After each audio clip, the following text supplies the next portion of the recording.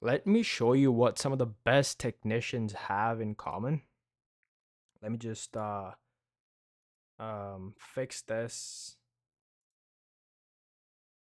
Let me just fix this stretch that we have going on here. Um, there we go. Okay, so let me play this.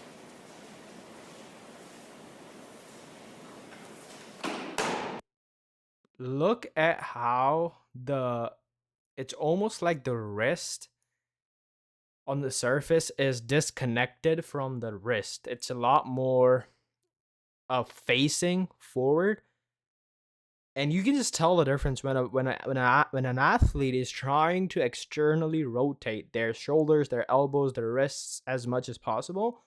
The way they hold the bar overhead is completely different than the athlete that you're seeing on the screen right now. And I'll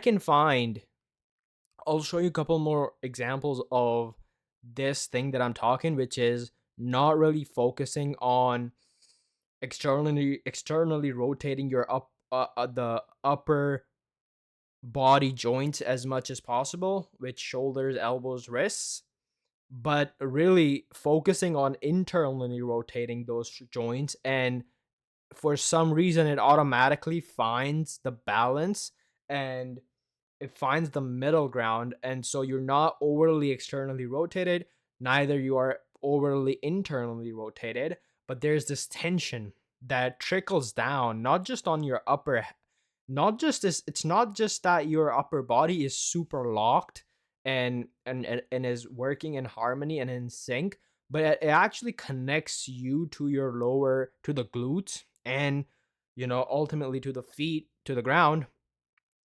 It actually connects you way better than externally rotated. When you're focusing on externally rotating your upper body joints as much as possible, overhead joints, you actually are disconnected from your, it's kind of like your lower back, and you lose connection with your hip flexors, and then like your upper body and lower body split in half, and both do not have coordination.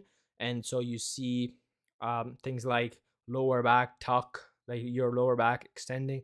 It's basically a beginner's, look at any beginner and they'll be focused on the externally rotating, and eventually injuries and realizing that you don't have pop in your snatch, you don't have the bounce, you don't have you're not responding to weight with expansion, you're not responding to weight with explosiveness. And it just comes to a point where you the inescapable conclusion that you come to is that you shouldn't really be focusing so much on trying to open up your shoulders externally as possible, but actually the cue is to push it internally, and it rebounds and finds the balance itself. Let me play the video more so you can understand.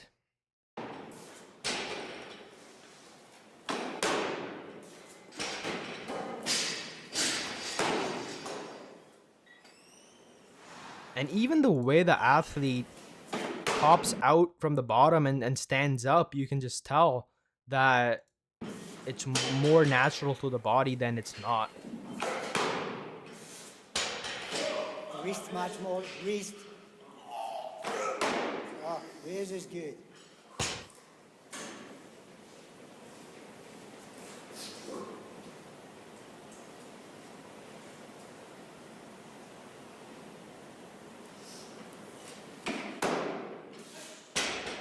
Wrist. You can just tell how solid his upper, you can just tell how solid the entire thing is. This thing, it's in sync. It's like the thing that when the cue that you see on the Instagram coaches saying your arms are ropes, this is a perfect example of a slingshot.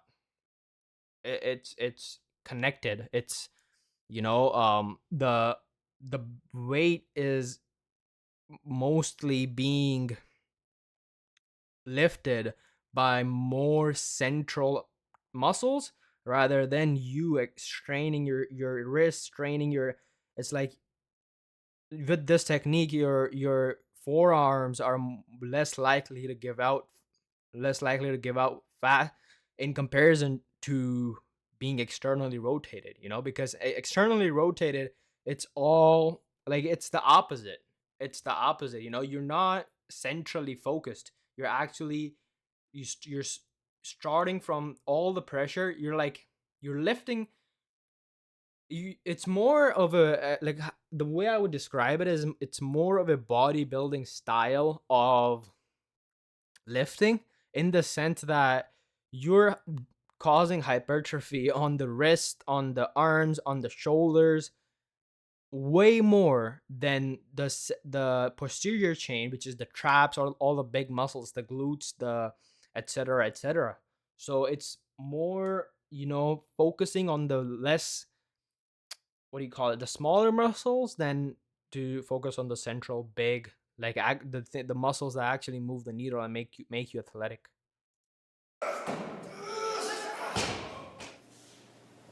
Just love Alex's technique. It's amazing. Probably some of the best technicians in the world.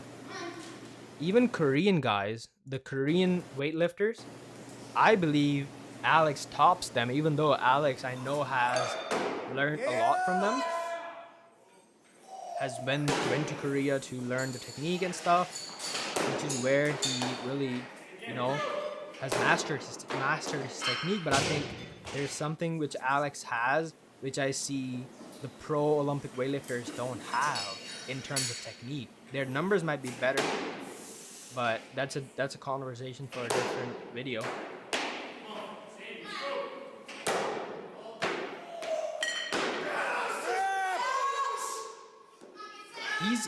The Alex got the in a way Alex has the, what do you call it? What's his name? Ilya Ellen's style of technique in a lot of ways. That's it for today, guys, and let me know if you need more examples of best technicians in the world, and I'll be happy to make a video on. Thank you very much, and please subscribe and like, and thanks.